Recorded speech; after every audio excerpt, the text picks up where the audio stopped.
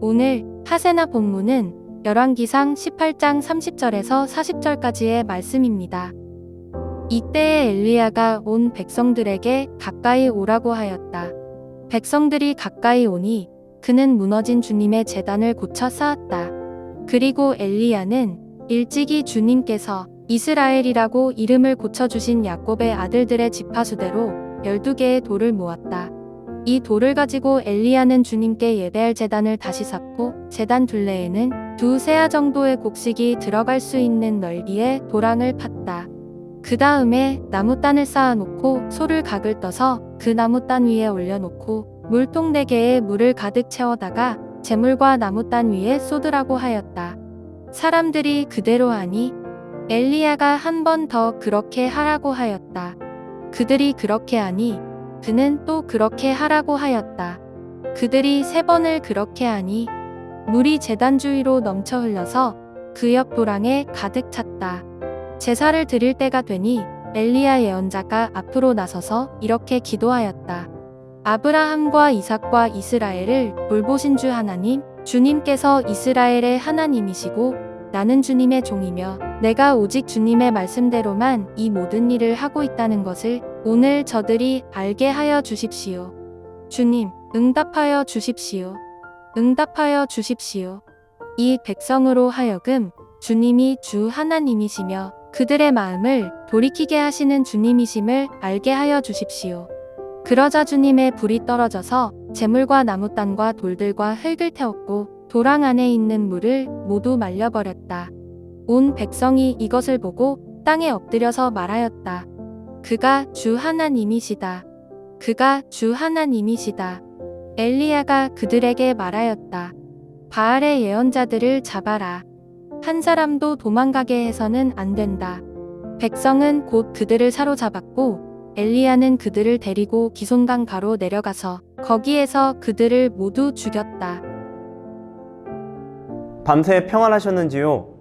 오늘 하루도 하나님의 능력의 손이 우리 높은 뜻 푸른 교회 성도님들을 항상 선한 길로 인도해 주시길 기도합니다.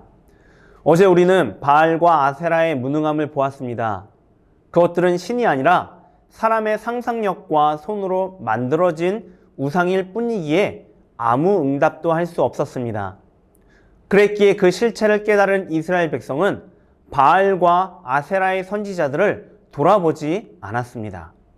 그런데 오늘 본문은 한 사건을 통해 우상들의 무능함과는 정반대로 하나님의 능력 많으심을 증거합니다. 그 사건을 우리는 이미 잘 알고 있지요. 그것은 하나님이 엘리야의 기도에 불로써 응답하신 것입니다. 그 시작은 이렇습니다. 바알과 아세라의 선지자들이 아침부터 저녁까지 응답 없는 기도를 마친 뒤 엘리야 차례가 되었습니다. 그런데 그는 당장에 송아지를 잡아놓고 하나님께 불을 내려달라고 기도하지 않습니다. 엘리야의 목적은 단순히 여호와께서 많은 능력을 가지고 계시다는 것을 증거하는 것이 아니기 때문입니다. 그의 목적은 바알과 아세라에게로 돌아섰던 이스라엘 백성들을 여호와 하나님께로 되돌려놓는 것이기 때문이지요. 우선 그는 백성을 가까이 나오게 합니다.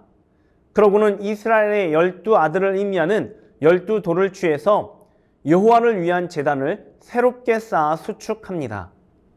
여기에서 흥미로운 내용이 나오는데 그것은 31절에 나오는 야곱에 대한 낯선 설명입니다.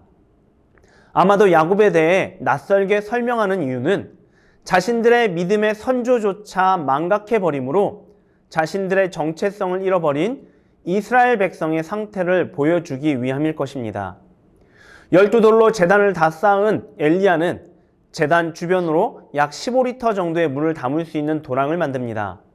그러고는 나무를 버리고 송아지를 잡아 나무 위에 놓습니다. 그런데 이어지는 행동은 조금 이상합니다. 그는 통 넷에 물을 채워 번제물과 나무 위에 부으라고 합니다. 그렇게 3번 하라고 하지요. 그러자 물이 제단에서 흘러 도랑을 가득 채우게 되었습니다. 여기에서 중요한 것은 2가지인데 하나는 제물과 제단에 물을 부은 사건입니다. 이때는 가뭄이 극심한 때로 물이 어느 때보다 귀하던 시기입니다. 이때 물을 제단과 제물에 부었다는 것은 하나님께 가장 귀한 것을 드렸다는 의미를 지닙니다. 또 다른 하나는 이 물로 인해 제물과 나무가 다 젖어서 인간적인 영역의 불로는 이 제물을 태울 수 없게 되었다는 것입니다. 곧 이후에 벌어질 일은 인간 영역을 초월한 사건임을 증명하는 것이지요. 이런 여건을 만든 후에야 엘리야는 하나님께 기도하기 시작하는데 그 기도에 주의해 볼 만합니다.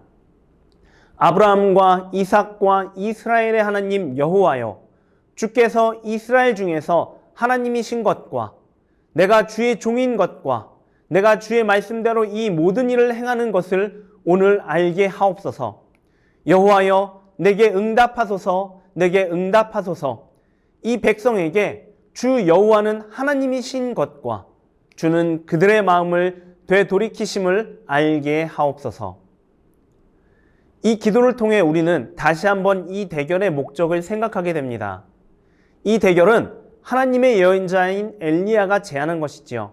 그 목적은 하나님이 이스라엘 가운데 계신 것과 여호와께서 이스라엘의 하나님이신 것과 엘리야가 참 하나님의 종이라는 것을 증명하므로 이스라엘 백성의 마음을 바알과 아세라로부터 여호와께로 되돌리는 것입니다.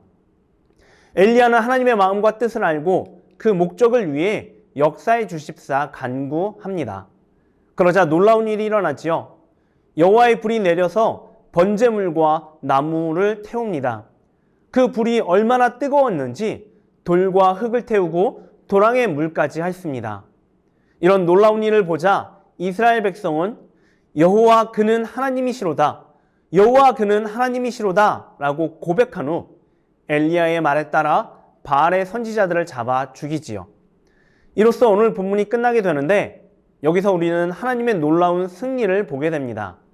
그리고 그 승리를 통해 하나님은 응답하시는 분이심을, 살아계시고 우리를 들으시며 반응하시는 분임을 깨닫게 됩니다.